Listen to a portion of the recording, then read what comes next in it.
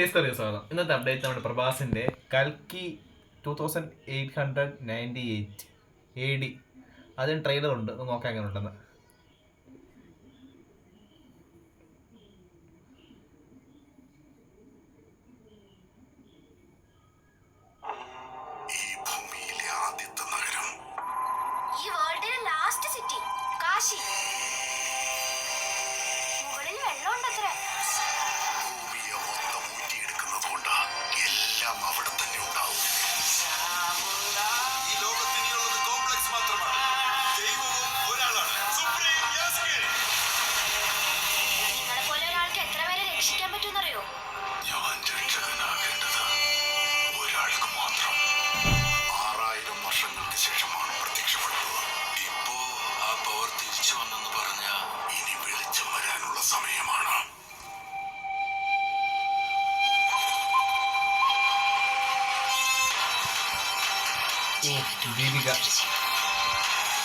Deepika, Digby, Amitabh Bachchan.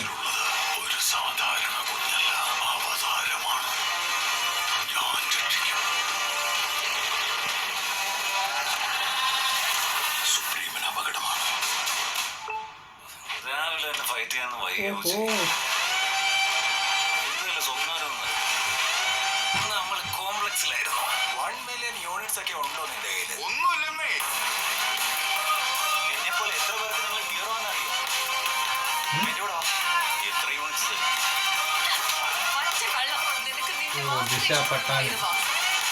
ലോകത്തിലെല്ലാത്തിനും ഒരു സൈഡേ ഉള്ളൂ, നിന്റെ സൈഡ്.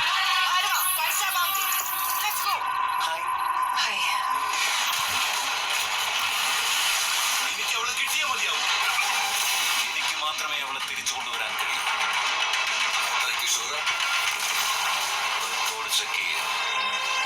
ഇതുവരെ ഒരു ഫൈറ്റും തോറ്റിട്ടില്ല.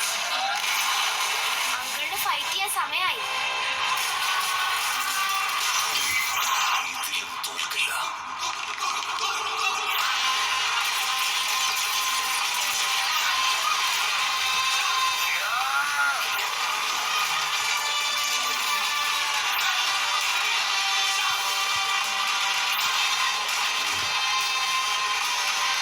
ശോഭനയാണല്ലേ മലയാളത്തിലെ.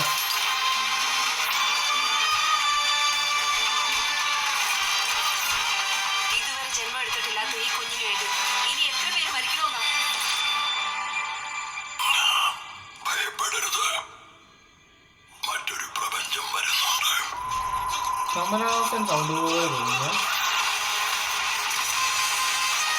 അങ്ങനെ തോന്നിയില്ലേ?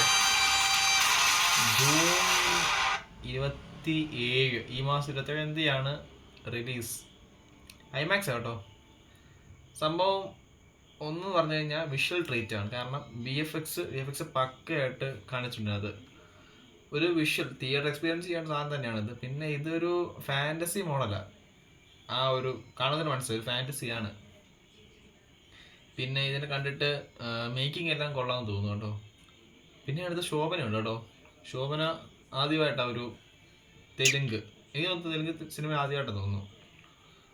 സംഭവം നന്നായിട്ടുണ്ട്. പിന്നെ ഒരു പേടിയായിട്ട് നിൽക്കുന്നത് ഇപ്പോഴും സലാറാണ്. കാരണം സലാറ് കഴിഞ്ഞു. അതല്ല, പ്രഭാസിൻ്റെ ഇത്ര ഇറങ്ങിയ സിനിമയ്ക്കകത്ത് ഇനിയുള്ള പ്രതീക്ഷ എന്ന് പറഞ്ഞു കഴിഞ്ഞാൽ ഈ കൽക്കി മാത്രമേ ഉള്ളൂ. സംഭവം നൈസായിട്ടുണ്ട്. പിന്നെ എൻ്റെ ബീജിയം പക്കയാണ്. ബീജിയം നല്ല രസമുണ്ട്. കാരണം ആ ഒരു അറ്റ്മോസ്ഫിയർ അനുസരിച്ചുള്ള ബീജിയം വർക്കാണ് ചെയ്തേക്കുന്നത്. അപ്പോൾ ഇതൊക്കെയാണ് പറയാനുള്ളത്. അപ്പോൾ ബൈ.